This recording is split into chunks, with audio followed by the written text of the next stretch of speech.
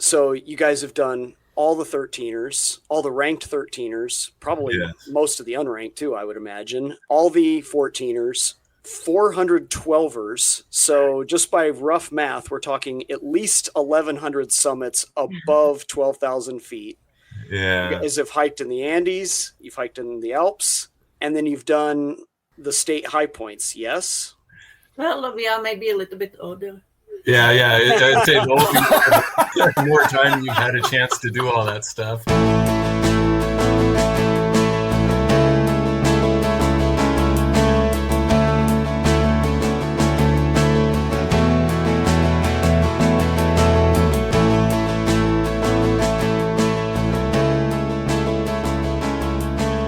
Welcome to the Greens and Blues 14er podcast. Today's episode, Eric and I are welcoming John and Renata Collard, the climbing Collards, a distinguished climbing couple, hiked so far all of Colorado's ranked 13ers and 14ers, over 400 12ers, 49 out of the 50 state high points in the U.S., also numerous climbs throughout the Alps and the Andes. We are really, really honored this episode to have John and Renata, and we sat down with them actually for a couple conversations, one of which we actually recorded. Eric, what are your thoughts about having John and Renata on the show today? Yeah, when you said honored, I think that's probably the word that stands out to me. So I first learned about them from the climbing coonies. You mentioned the climbing Collards, which I think is awesome. I think we need to have them trademark that. Super nice people. The coonies mentioned, hey, Renata has quite an interesting story as far as her upbringing. Oh man, grew up in communist Czechoslovakia, Yeah. right? Like she's got a story to tell. For sure. And so, yeah, it was an honor to talk with them. I mean, her upbringing alone was fascinating. And then you add to that their story of coming together, meeting each other, and then eventually getting married and embarking on all of the accomplishments that you just laid out, Zach. I mean, they've done a lot, and humble, really super nice people. The fact that they wanted to sit down with a couple of goofs like us and share some of their story is just remarkable. And yeah, the first episode that we had a blast just learning about, how they grew up, how they met, how they got married, and how they embarked on this journey that they're still on. So it was a lot of fun. So what are your thoughts, Zach, on our conversation with them? Well, I mean, this first conversation is really, to me, when we stepped away from having done this interview, it's a love story. It is. It's a kind of triangular love story. It's a love between a couple and a common love of the mountains. Yep. And I think what I find intriguing about so many hikers and climbers is that they're obviously very driven people. They're highly motivated. These are people that had jobs and lives and things, and they still managed to do all this. Yeah. But I found that they're driven by spiritual reasons too, which I find really interesting. The love of beauty. Renata, in the second part of our series, will talk about the more spiritual aspect for her of hiking. I think they both really are drawn to that. And for me, as someone that thinks a lot about religion and spirituality, I really enjoy hearing those things. I really enjoyed this particular episode, though, just hearing about how these two wonderful people found each other, how they created a common bond with the mountains, went on dates in the mountains, yep, got married in the mountains, got engaged in the mountains. I mean, what a beautiful story. And I, too, am honored that they sat down and talked to us, that they're so absolutely relatable, so kind, and so giving of their time. Could not appreciate it more. With that, let's jump into it. We went to Moab and we did some great hikes there. Oh, with the climbing coonies, we went to the highest point in Arches National Park, Elephant Butte. Yeah. So we had 3 generations of climbing coonies with us on Elephant Butte. And Tim and Carrie's son, Sean, did the majority of the leading. And Sean's son was quite a remarkable scrambler for 10 years old. And he did like 3 rappels. No, he did 2 rappels because he was able to scramble down. We were kind of like, maybe like rappel.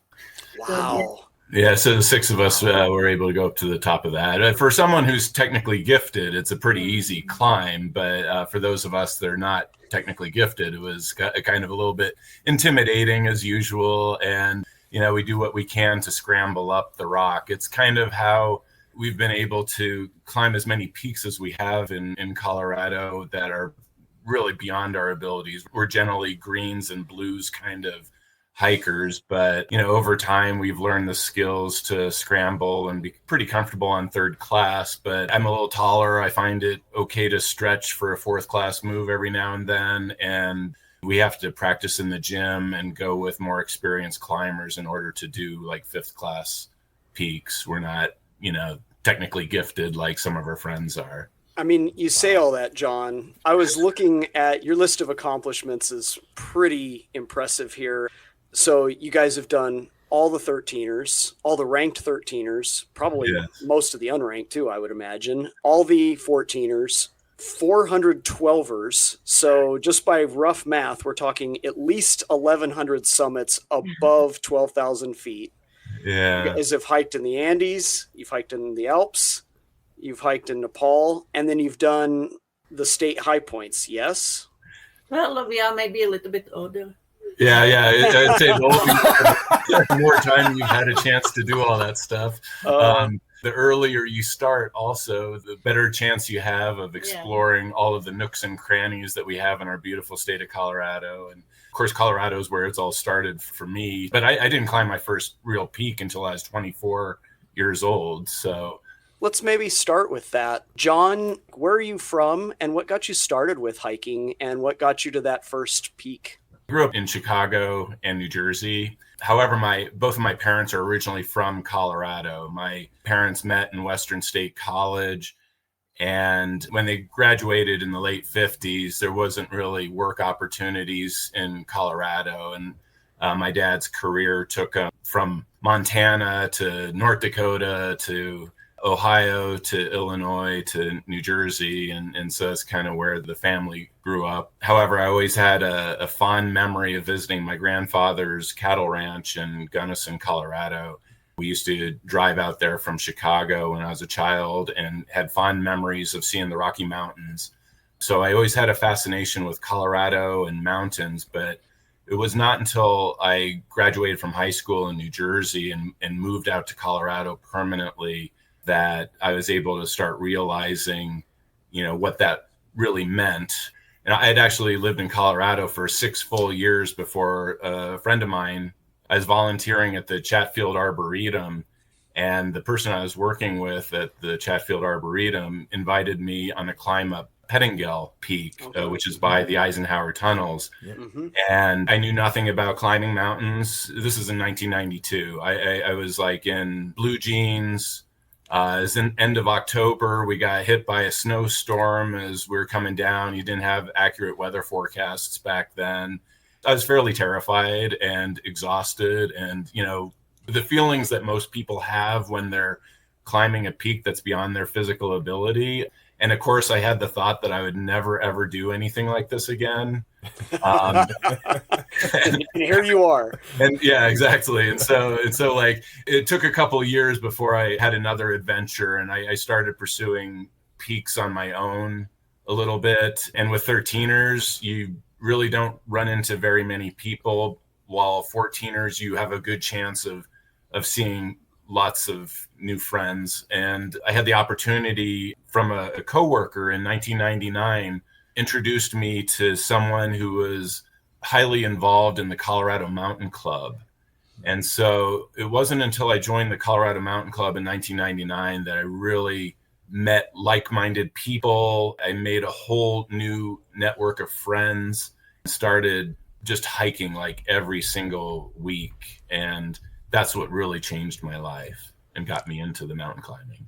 A lot of hikers describe this kind of feeling of love at first sight with mountains. It sounds like yours was slower to come along. Is that That's very true. I always had a love, a fascination, almost like a magnetic pull, as if like God is telling me to go to the mountains and go there and everything's going to like evolve and come true. And that's essentially what happened. It really helped me to discover myself. I would describe myself as overweight, not in very good physical condition. And so I'd say in many respects, the mountains are, became my gymnasium. They gave me the desire to exercise, care for myself, and to become a better person, I would say.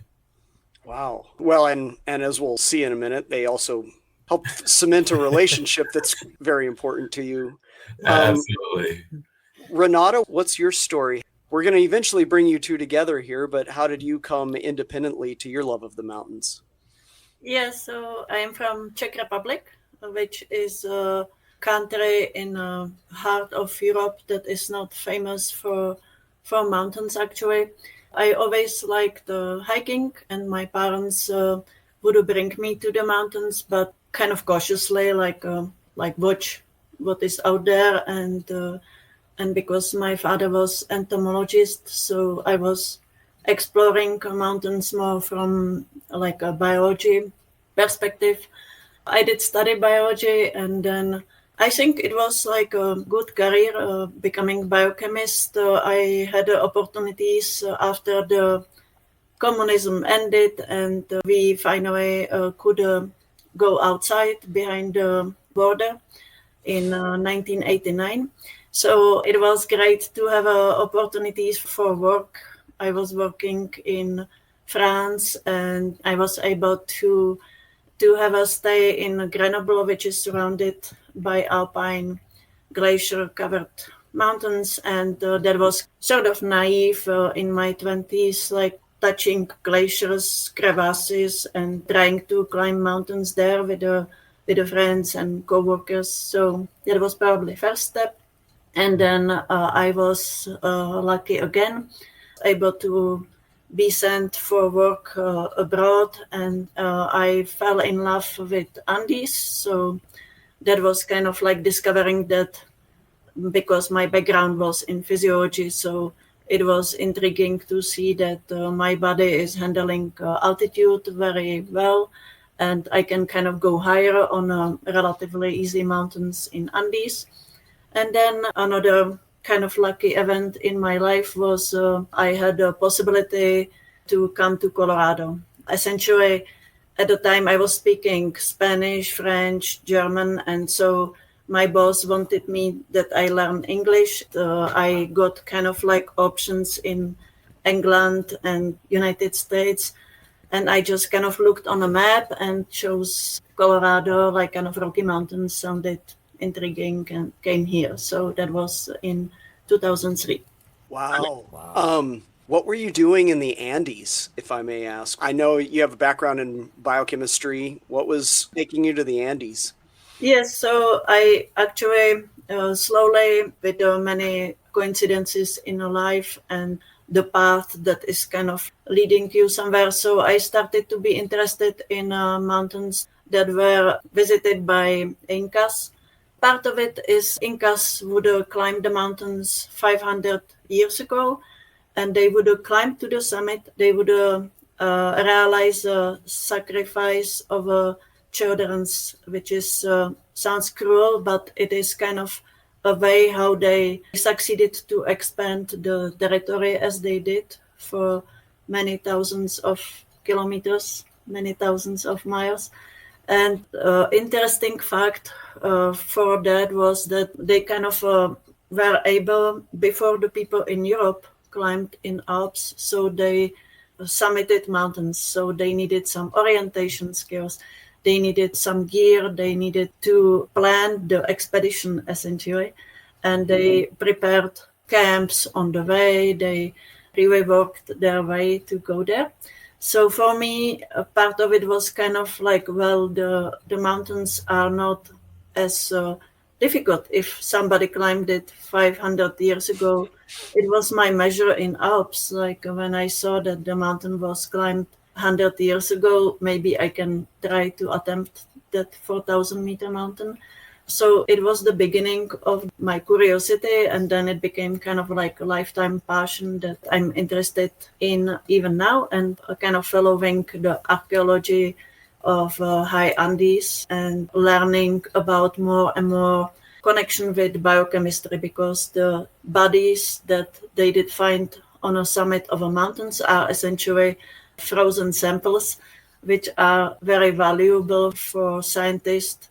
And because the science is learning more and more and is capable of new things. So now we are able to see what was the diet of children that traveled up to the mountains, what they consumed as maybe some motivational drugs or hallucinogenic drugs on the way to reach the summit. So that is my Andes story. That's fascinating. Wow. Yeah, that's fascinating. Probably have a whole episode just on this. But so it sounds like, okay, if I get my dates right, John is coming to kind of maturing as a hiker around the late 90s, early 2000s. He joins the Colorado Mountain Club. Renata comes to Colorado around 2003. How do you two find each other and start to really, because most of your hiking is together, how do you two find each other and start hiking together? Sure. Shortly after joining the mountain club in 1999, and almost immediately wanted to become a trip leader. There were opportunities to take classes and just rapidly gain skills. And so I became a trip leader, started leading 10, 20 hikes per year.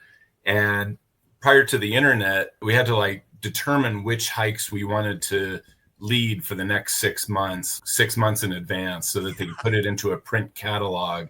And so like in August, I'm going to be determining which hikes I'm going to be leading in November, December, January, February, March of the next year. And so thankfully I had some trips in the schedule when Renata arrived in Colorado in 2003.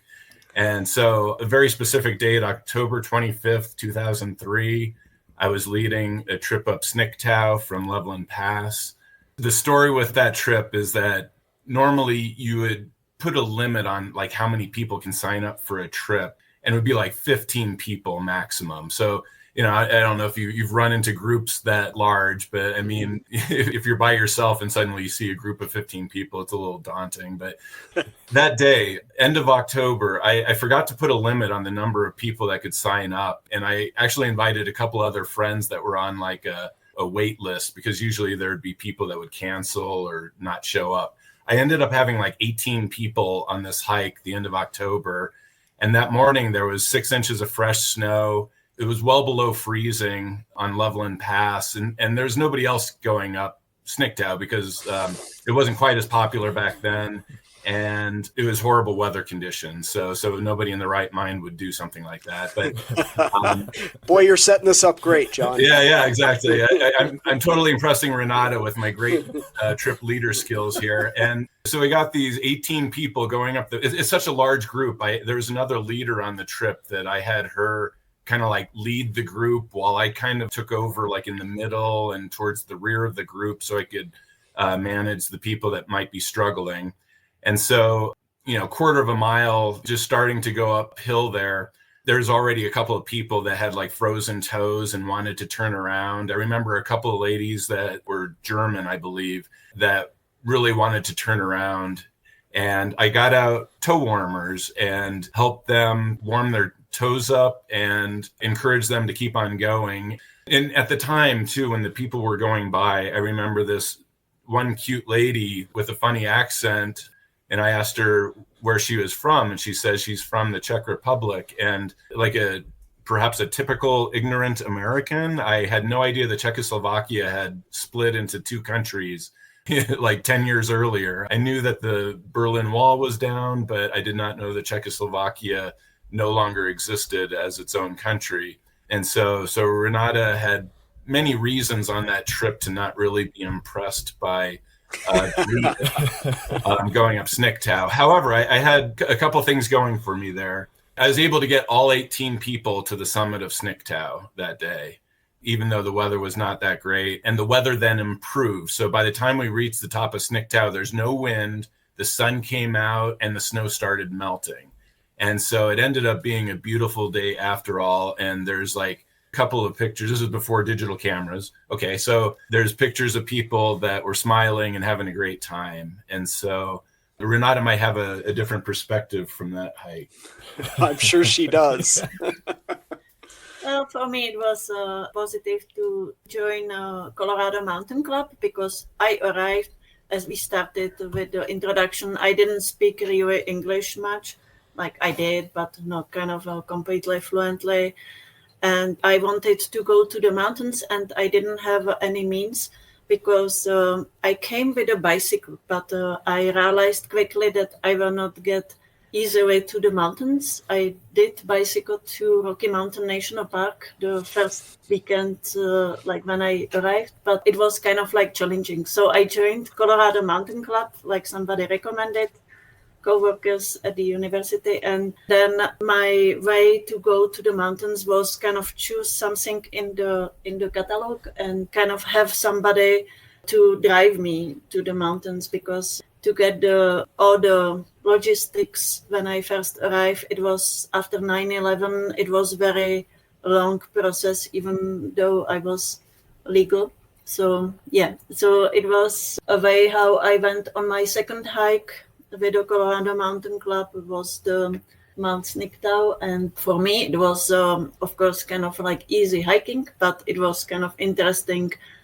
Everything was interesting to talk with people and learning about the mountains. So I was happy that the leader was able to get us on the summit, and then I was negotiating already, like personally, like that we can maybe hike on the next weekends. So yeah. It helps that your leader was strikingly handsome and very capable, right? Maybe a little more so at the time than I am now. So kind of coincidentally, like the following week, someone else was leading a hike up Bison Peak, which I believe is your favorite 12er in the Lost Creek Wilderness area. So Renata signed up for that hike, and I signed up for that hike. We recognized each other. I don't know. Yeah, did we negotiate? Yeah. We were there, and I recall we did not really talk to each other going up Bison Peak too much.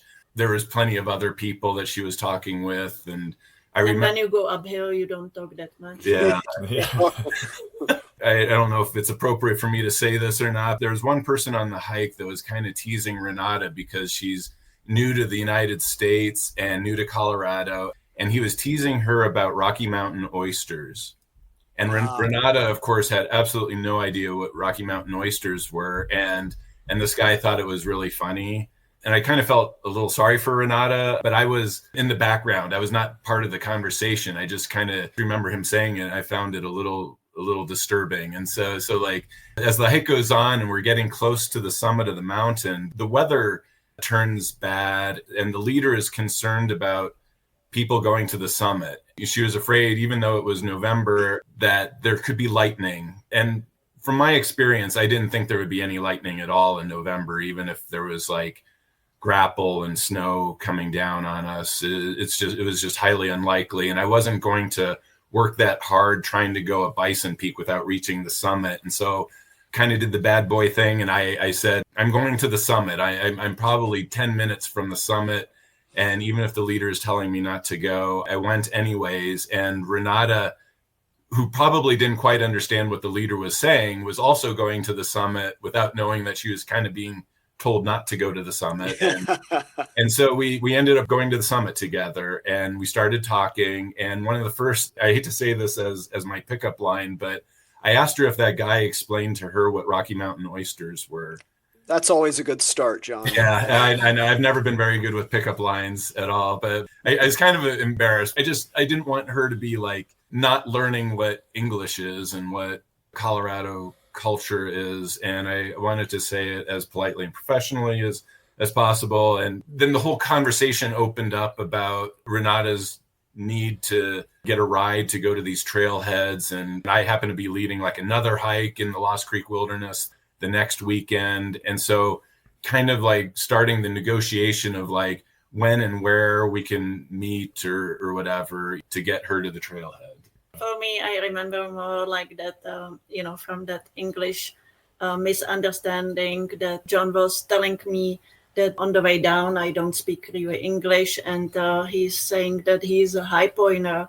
And I remember that I was kind of like searching in like dictionaries online, like what is pointer, because and it doesn't come up. It's really about trying to reach the top of. It doesn't even have to be a ranked peak. It doesn't have to be a 14er. It doesn't have to be 13er. Just something that is important. It's a high point. It's a high point. I think, yeah, it's kind of like the vocabulary connected with mountains, like peak bagging is also kind of interesting, slowly learning kind of what it means like in reality. So it's kind of fun. Yeah. So do you guys consider those two experiences your first date? And if not, what's your first true date? I'm betting it involves mountains or a high point as well, right? I kind of consider those our first dates. Yes. And it actually kind of evolved into this weekly negotiation of when are you available? What do you want to do? John was leading a lot of hikes. So in a winter, it is difficult to motivate yourself and me still without the car. So it was good to the Colorado Mountain Club at the time was wonderful. It was a group of people that for the harder hikes, it was people that I learned about the equipment. I probably came here without down jacket, without tent. Like I was just kind of like bivouacking and dealing with whatever I have. I was sewing my first stuff that I was using in the mountains. Yeah, so it was like fascinating to hear other people's stories, learning from me about the geography of Colorado, like about mountains. And then, for example, snowshoes, we didn't have them in Czech Republic. So it was kind of fun to use whatever is local, kind of typical, and enjoy the mountains with a group of people. I would say that our first real date was Martin Luther King weekend in January. So we had like a 3-day weekend, and I had this great idea that we're going to go do the Oklahoma and Texas state high points. And I was going to show her where Billy the Kid was buried. I was going to take her to Roswell so she could see the UFO museum, and also to Carlsbad Caverns, and she can see one of the beautiful national parks. It just seemed like, to me, it was so obvious. It was such a balanced 3-day insane trip that I was going to say that's a week, John. That's The one thing that really threw a wrench into the whole thing is that I was still not understanding that Renata did not have a driver's license. I actually didn't know how to drive, really. I was expecting Renata to take half of the driving responsibility because it's like well over 1,000 miles to go down to Guadalupe Peak in West Texas and back. And so I didn't think I was going to have to do like all the driving in 3 days. We were able to pull it off. It was kind of like, you spent a full day going to the Oklahoma State High Point, run down to Fort Sumner, see Billy the Kid, get to Roswell by dark, toured the UFO museum first thing in the morning, run over to Carlsbad Caverns, quick tour of Carlsbad Caverns, and we got to Guadalupe National Park in time that we could run up to the top just before dark. And so we're going down in the dark with, I think, realizing that we may or may not have had headlamps or something, but thankfully it's a trail, so we're able to get back, and then we camped in the car and got up the next morning and then drove back to Denver on Monday, something like that. I was kind of discovering that you can kind of like still camp everywhere, alpine national parks are very strict. There is also like a lot of regulation. You cannot step off a trail, which probably now it's 20 years after, and we can see the 14ers more crowded and some regulations coming up. So that was kind of, that's really something that was very attractive in Colorado, that there is still a lot of land for adventures, but also exploring and camping wherever you want to. So that was kind of very nice. It's becoming a little bit more restrictive these days necessarily because it is a lot more crowded and we don't want to destroy the environment. But back then there were certainly fewer people doing such crazy things. And just to see how that one weekend going down to Texas and back put our relationship in motion. By President's Day weekend in February, Renata had taken driver's license tests. She was prepared to buy her own vehicle. So for President's Day weekend, the next big adventure was to go up and visit the South Dakota and North Dakota state high points. Oh, wow. And when we're driving north of Casper, Wyoming, when we got into the totally uncrowded parts of I-25, Renata had really struggled with getting on and off of the highways. She was afraid of highways. In Czech Republic, the highways didn't exist. Yeah, I mean, the whole time you're talking, just the contrast between growing up in communist Czechoslovakia and like no snowshoes, the way hiking was done there, if at all. There wasn't a culture of like buying gear. Like that one. Right. Yeah, it was kind of nobody. Yeah, everybody was making his own sleeping bag. Yeah, and so here you are, you find yourself in the wide open American West, Yes. uh, and you're exploring that with someone who it's probably more in your blood, John. And yeah, it just sounds fascinating. That did that change how you saw it at all, John, seeing it through the eyes of someone for whom this was pretty foreign? Absolutely. A little bit like becoming a leader for the Colorado Mountain Club, which I'd highly recommend. Becoming a leader or becoming an instructor in a volunteer organization like that is very formative. For those of us that are not, I'm not a born leader, I'm not a gifted technical climber. I definitely had to go through all these training classes in order to get to where I was at by 2003, and giving back, helping someone that was perhaps in my shoes, someone who's inexperienced or less experienced than me, and being able to motivate them to like get in shape, explore new things. Here I'm meeting Renata. I mean, like, okay, so she didn't have a driver's license, and I could easily help her with that. And I could easily be her personal tour guide for the, western half of the United States. And meanwhile, she's like climbed peaks in the Andes that are higher than I've ever been in my life, and where they start from higher than a peak in Colorado, right? And then she knows like 5 different languages. It's like I took 4 years of Spanish in high school, and growing up is just like, when am I ever going to speak Spanish? I wasn't expecting to even visit a Spanish speaking country. Then Renata is like, oh yeah, we're going to Europe, and we're going to visit Spain, we're going to visit South America, Mexico, and Central America. And wow, okay. So while I helped her and kind of blew her mind with being like this cowboy person that is able to show her the western half of the United States, and she is like this international tour guide extraordinaire that can show me international experiences that I never thought I would have in my life. So it's a very good example of how two people that might not be very much individually can become something much more as a couple.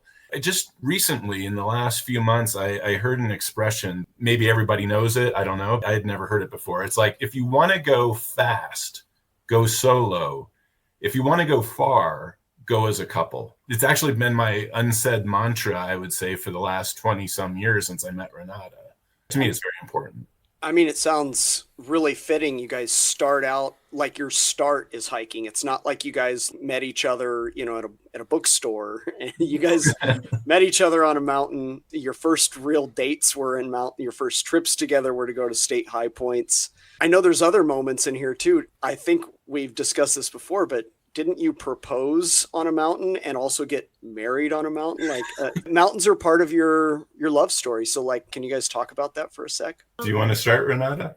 Like engaging is sort of part of a 14 trail. So when I met John, we started to climb 14ers. In the beginning, it was sort of for me like well, the 14ers are so easy that we can climb them in a winter. So I think we did our first climbs. I did Kwandaree before, and we did Pikes Peak and Mount Sherman, I think, early also on. In January. And so it was sort of natural that our engagement was a couple of years later on Mount Lincoln. Renata was here on a 3-year work visa. And yeah, I needed to climb those 14ers fast.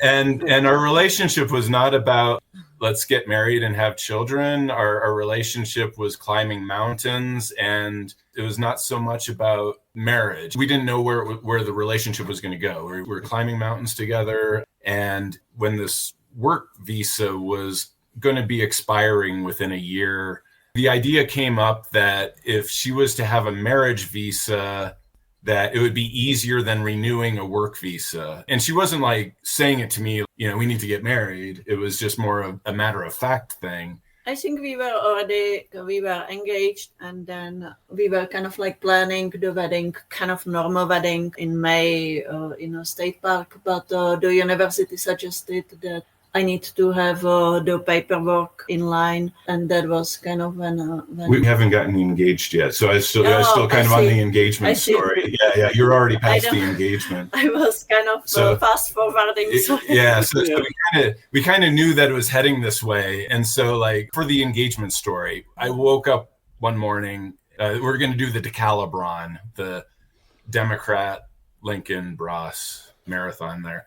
I told her this morning, I'm going to propose to you on top of Mount Lincoln today. You have 5 hours or so to think about it, yes or no, and I understand if you say no. I wanted you to at least be aware that that is my intention today. I'm sure it caught Renata totally by surprise, when she's still sleepy at like 6 o'clock in the morning or whenever we're driving to Kite Lake. And plus I needed to drive, and it was kind of really stressful. For some reason, we're driving her little 2-wheel drive Hyundai Sonata up to Kite Lake in October. Kind of do these weird things in October, which is kind of strange, I guess. And so we get up there, and the car makes it at least close enough to Kite Lake that we're still able to do the hike. Yeah, so on top of Lincoln, I really pulled out the ring and proposed to her. Stashed it in the pack, the whole 9 yards. Yeah, something like that. Yeah, so on the top of Mount Lincoln. It's amazing to climb a 14er like in October, and there's nobody else there. Back then. 20 years ago. Yeah, this is kind of 14ers.com existed, but it wasn't like everybody knew about it or something. And so you could go up Mount Lincoln on a weekend and not see anybody. Yeah, so that was for me actually. The 14ers was kind of like interesting to hike on all those 50-some 14ers and not really seeing too many people because, again, in Europe it was more crowded. Engagement was... I mean, I'm still kind of hanging in the balance here. I take it Renata said yes, right? Yes. I think we wrote it into the summit register too at the time. Okay. That's cool. Maybe in some historical evidences. It was back when it was still rational to have like a summit register on those peaks. Now they'd probably be filled up in a day or two. Okay, so you guys get engaged on a mountain, which is a beautiful story. I really appreciate your honesty, John. Like, you did not pop the question. You're like, I want you to think about this because you know what you're getting yourself into here. I figured I had well over a 50% chance that she would say yes. I kind of had that going for me. If I was up there thinking like maybe there's a 10% chance she's going to say yes, I might not have that kind of courage. But and it's preparation, I needed to look in a dictionary what it means. So yeah. Renata should really say the next step because that was what she was going down that road. I was already ready. Yeah, the next step was being here on this is kind of 2 years after meeting each other and planning for staying the entire life together. So I needed to kind of overcome the administrative obstacles, and that was maybe it will be easier steps when we get married and I will be able to start on a green card instead of a other type of a visa like JH. Not necessary to know about it, but because the administrative people at the university suggested that I just kind of like bring the marriage license back signed. So I was kind of pushed by proceeding faster than it was originally planned. So our wedding is planned in May, and then this accelerates the process. Already in a winter time, they want me to bring the marriage license signed and copied. Just to clarify, in Colorado, you can self-marry. So all you have to do is go to your local county clerk and recorder, get your marriage license and say John Collard, and then she signs Renata Staratsova that we are now husband and wife, and turn it in. And Renata's like, I'm not going to get married in the parking lot of the Arapahoe clerk and recorder. That's not I cool, appreciate the right? standards there. That's good. Yeah, I got a little higher standards than this, if I'm going to spend the rest of my life with this guy. Like I was already 38 years old, and it was kind of big decision. Like if I get married, so I wanted nice memories. And she got a memory for sure.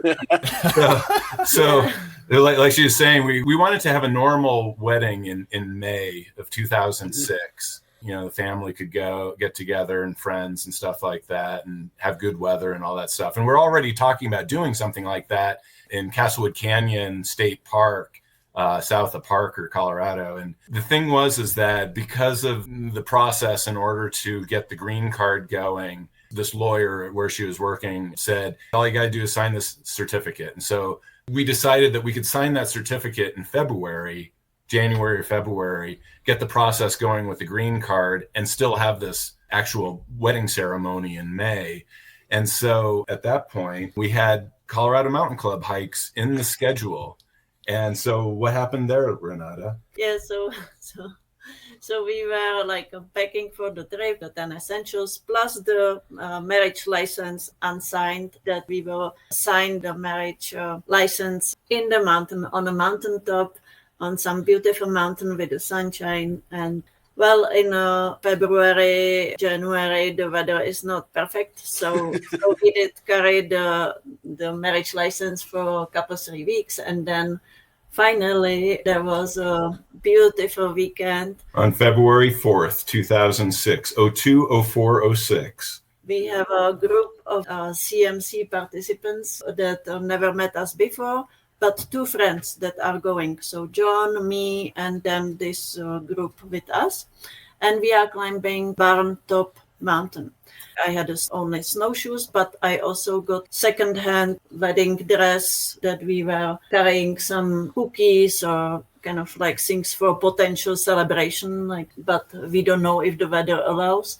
And this time it was great hike. There were 7 people that had signed up for this hike. So 2 of the 7 people knew us. The other 5 people had never met us before that day. The man that we knew ended up by default being my best man. And the lady who knew us ended up being Renata's maid of honor. Kind of a cute story from that as we're driving to the trailhead for Burn Top, which is like a Jerry Roach name for an unnamed 11,000 foot peak by Tarryall Reservoir in the Puma Hills. So it's south of the Lost Creek Wilderness area. And so we stop at a gas station. It happens to be close to Valentine's Day. And so my best man grabs a balloon that says, "I love you." It has like a red, cute bear climbing up the stem of the balloon-shaped rose or whatever. The maid of honor is thinking that he's actually getting this "I love you" balloon. He ended up being kind of sadly disappointed that it wasn't for her. It was actually for us. Maybe needed to get 2 of those. You should have thought of getting 2 of them, but we still have that balloon in our bedroom. That it's a very nice present. Yeah, we get to the trailhead for Burn Top, and when we introduce ourselves at the trailhead, we kind of tell a little bit about ourselves before we go on a hike. And Renata and I announced to the group that we're getting married on top of the mountain today. And so you can imagine the look of the 5 participants that didn't know who we were, that they're just like, these guys are a little strange. And I guess it's maybe our theme a little bit, but so we had only told Phil and Dorothea, the 2 people that knew us, we only told them about what was happening that day. And the other 5 people were caught by surprise. And sure enough, on top of the mountain, Burn Top, we read our vows and had a nice little ceremony. And everyone cooperated. We were kind of like preparing the vow, and it's beautiful mountain. It has a view of Pikes Peak thanks to the Burn Top. The Burn Top. Thanks to the burn. Yeah. And you could also see Lincoln, and you could also see Bison. And so it was kind of a major coincidence. But from the summit of this mountain where we got married on, you could see all of the 3. Well, you can see Snicktow, but you could see where we kind of fell in love, I would say, a little bit on Bison Peak, and then proposed on Lincoln, and could also see Pikes Peak. Yeah. So it's very important. What a delightful love story. I just love all these moments. They all involve you guys and the mountains that are kind of the common bond here. As you guys kind of mature in your partnership, you guys are now married. We don't have enough time to go over every high, that's just not going to happen. But those are major stories that we had to share. Like that stuff is the stuff of life. And this coming February, 2026 is going to be our 20-year anniversary of when that hike happened. So. Are you guys going back to? We've been there. We've been there four times or so, but It's a We don't nice have hike. anything planned, but yeah, we might. What do your hiking lives look like as a couple? To hike the amount that you have both done. Tell you our major secret, and I shouldn't talk over Renata here, but we have a little bit of a strategy where I carry the water and Renata carries the food. I eat a lot. Yeah. And so I'm highly motivated to never ever leave my wife. And my wife needs to drink. And so she's highly motivated to never leave her husband, because there are times that we disagree. It's not like, life is perfect. There's times one person wants to go faster and the other person wants to go slower, and somebody wants to go right and the other wants to go left.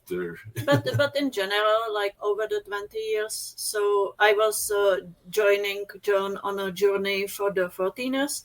So it was experienced leader in Colorado Mountain Club that already 30. maybe 30 14ers.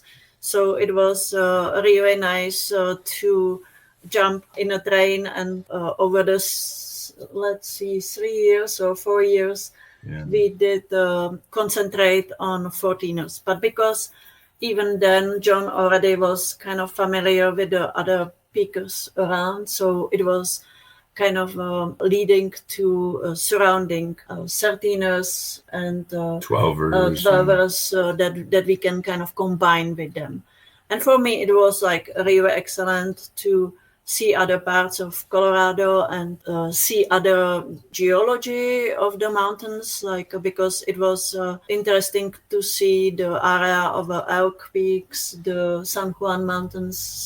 So that was for me like really interesting. And then the 13ers, once you climb the mountain, you have a view of everything that is around you.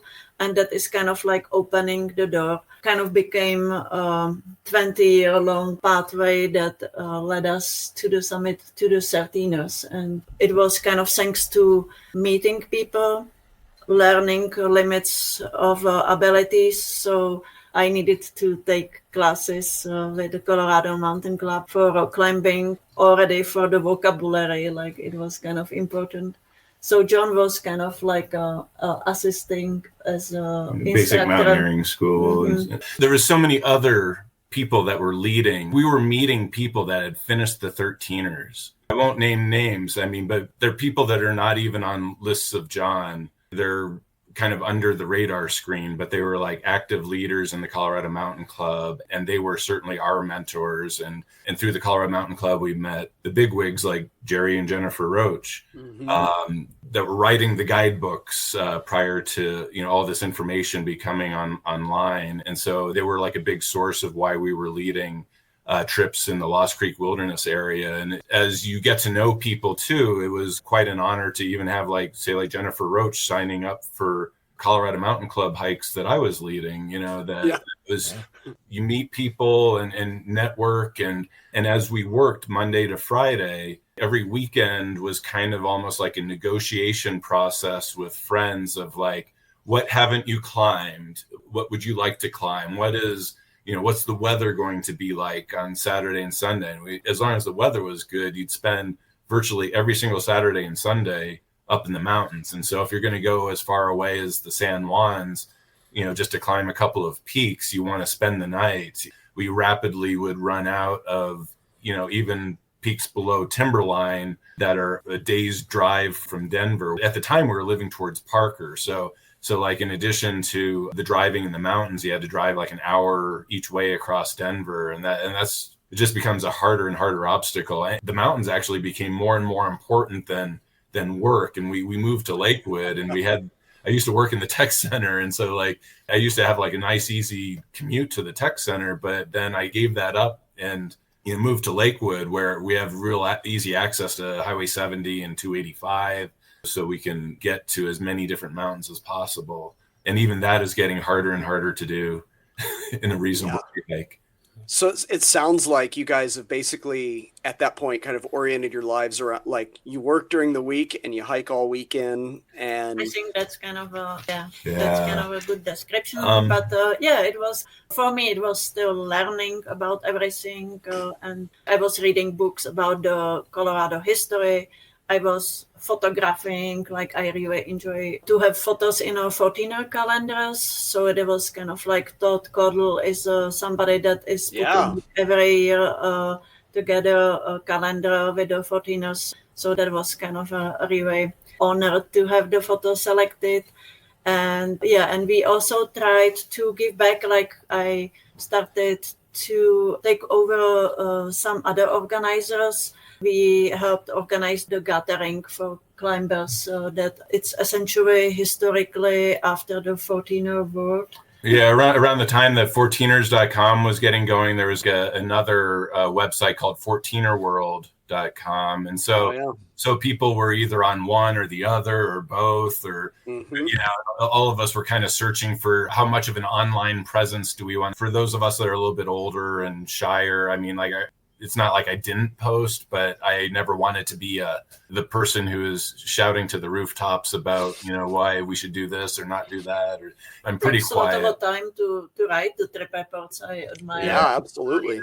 We're primarily on 14erworld.com, although we are on 14ers.com as well. From the person who organized or led 14er World had an annual climbers gathering. And so that is this gathering that we've been trying to perpetuate here, thanks to the wonderful network of friends that we've made over the years. And Renata was really gracious to take it over during the COVID time, 2020. I can't remember. I did it before. Was it 2019 that you started it or something? So we led it for 4 or 5 years, and then have recently passed it on to a couple other people. And that's been another great way of networking with fellow like-minded climbers. Like the advantage of a couple is that we don't need to seek partners, even though we really appreciate for anything that is like technical, remote, or needs like a lot of route finding. So it is nice to have a third person, or like be like kind of a group. But this is kind of a way that everybody who is a single climber can be fast, but it is also like very useful to find somebody that you agree with the objectives, and that you kind of like have a similar opinion about the route and the difficulties that you attempt to do. We'll continue our conversation with John and Renata, the climbing Collards, on our next episode. In the meantime, we'd love to hear from our listeners about our conversation with the Collards, or any topic that we've covered recently, at our email address, greensandbluespodcast@gmail.com. Or if you want to reach out to us through our website, that's greensandbluespodcast.podbean.com, where you can find all sorts of other ways to get a hold of us. Thanks for listening, and we'll catch you next time.